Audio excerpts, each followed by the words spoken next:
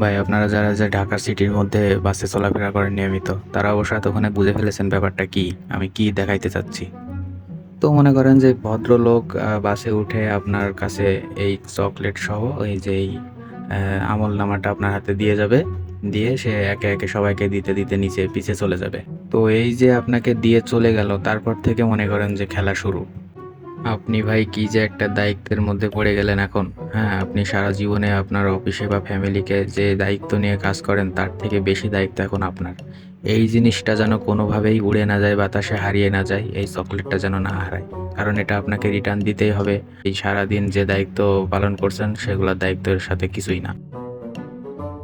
তো এখন ওই ভদ্রলোক মনে করেন যে পিছে চলে যাবে। চলে যাওয়ার পরে আপনার কাছে আসা পর্যন্ত জিনিসটা দেখে শুনে রাখার দায়িত্ব আপনার। কোনোভাবে এটা ভাই যেন না হারায়, এটার টেনশন আপনার মাথায় থাকবে। সারা দিন দুনিয়া আপনি সব ভুলে যাবেন। আপনার সম্পূর্ণ কনসেন্ট্রেশন থাকবে এই জিনিসটার উপরে। মানে আপনি যে কি একটা দায়িত্ব নিয়ে পড়ে যাবেন, মানে আপনি নিজের অজান্তেই আপনি বুঝবেন না। দেখেন এই যে পাশের এই ভাইটা দেখেন, ও নিজে কি দায়িত্ব নিয়ে এই জিনিসটা ধরে আছে, মানে এই জিনিসটা ওনার সব হারিয়ে গেলেও এটা হারানো যাবে না। হ্যাঁ, এরকম মানে আমাদের সবার ক্ষেত্রে আমি তো তাও সামনে রেখে দিছি, উনি দেখেন কত সুন্দর করে হাতে ধরে রাখছে।